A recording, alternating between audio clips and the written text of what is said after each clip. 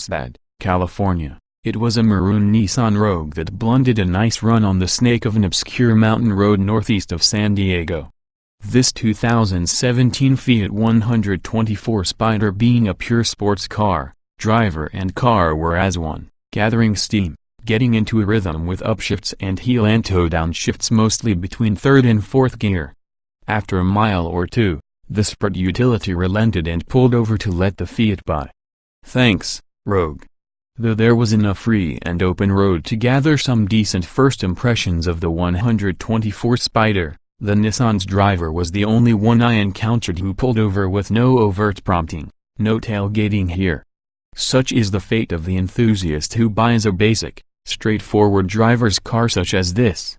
We are a diminishing breed, or at least, a breed with diminishing opportunities to enjoy such cars without getting caught in traffic. In Southern California, many consumers don't like to buy sports cars with manual gearboxes because they'll spend too much of their road time in stop-and-go jams. This part of the world is single-handedly killing off what's left of the three-pedal cars. That's not a personal opinion but an observation gleaned from talking to local auto hacks. Back to the Fiat 124 Spider Classica. It comes with 19550R16 says in Yokohama Advent Sport V105 tires on multi-spoke alloy wheels. The steering is unchanged from the Mazda MX-5 Miata's double-opinion electric power system, and it's quick and direct, with excellent feedback, especially important when you get the tail loose. The Fiat is about 5 inches longer, with a filled-out body and a long, almost straight hood contrasting with the Miata's drop-off nose. It's also about 100 pounds heavier, depending on equipment. I didn't get the tail loose on these canyon runs. I would have had to drive too fast for the guardrails, cliffside routes and the light traffic. In Classica form, the 124 Spider was perfectly neutral in these conditions, perhaps slightly more relaxed than its platform sibling, but so close that it will take back-to-back runs between the two to amplify differences.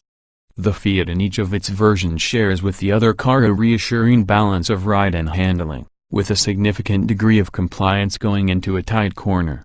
Then it takes a set and guides you firmly around the corner with an easy willingness to rotate in a controllable way. It's that same tasty polar moment of inertia that makes its sibling so much fun to drive, without being uncomfortable over crusty roads and expansion strips. The 124 Spider comes with one engine choice. And it's not a naturally aspirated 2.0-liter like the Miata, but instead Fiat's 1.4-liter turbocharged MultiAir 4, rated at 160 horsepower with dual exhausts in the Classica and Lusso and 164 horsepower in the 4-pipe dual exhaust Adesioni Barth. It's the first longitudinal application of the engine, assembled in Termoli, Italy, and sent to Hiroshima for installation in the Spider. Fiat uses the closer ratio 6-speed manual from the old third-generation NC series Miata to handle the 184 lb-ft produced by the turbo engine. The torque rating is the same for both the 160 and 164 horsepower applications, but the gearbox is recalibrated for the engine, resulting in lower revs at freeway speeds compared with the NC Miata. The engine produces 170 lb-ft normally. Sport mode ups the output to 184. The turbo engine doesn't change the car's nature as much as expected, though that opinion might change on a road with tighter turns than the 124 experienced for this drive. It pulls nicely out of the mostly third-gear corners, but when launching from a rolling start, when a red light changes to green just before you come to a complete stop, for instance, you'll need to row back into first instead of second. The NC's gearbox is slick as ever, of course, with short, positive throws. Clutch take-up is perfectly linear for novice and expert alike, and the pedals are arranged for easy heel-anting. Due to the turbo lag, though, you have to give the throttle a bigger blip to properly match revs for the downshift. With the Fiat MultiAir sitting low and back in the cab rearward chassis to create an almost front mid-engine layout, there is still no space for a glove box.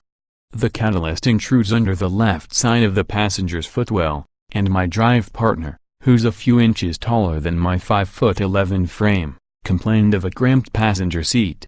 It doesn't have as much fore-aft travel adjustment as the driver's seat, and his knees are up close to where the glove box would be. Fiat uses Mazda seat frames but has its own seat foams in the car. There's even different foam in the Abarth than in the Classica. The seat back is a bit too soft in this version and less firmer. Dashboard materials are richer looking in the 124 Spider than in the Mazda, and the door panels are unique, with no body color plastic accents like the ND Miatas. It's classic Italian style and taste, certainly what Fiat's designers were going for, and Alfa Romeo's before that. The car originally was supposed to go to that brand until Fiat Chrysler CEO Sergio Marchionne declared that all future Alfa models will be built only in Italy. Marchionne later said the switch from Alfa styling to Fiat styling delayed the Spider's launch by just 6 months, which further helps the Mazda-Fiat Chrysler partnership.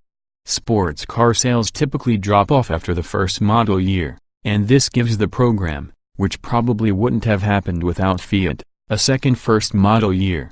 The Lusso's interior is tastefully rich enough that it could have been an Alfa. From outside, wheels and a silver-painted windshield header instead of the Classica's body-colored header charcoal on the Abarth distinguish the trims. We saved our drive in this car, which comes with 205/45R17 Bridgestone Potenzas on its own alloy wheel design, and standard heated leather seats in blacker saddle, for after lunch. This portion was mostly on straight, boring roads and highways to and from Qualcomm Stadium, where we could try the Abarth on an autocross course.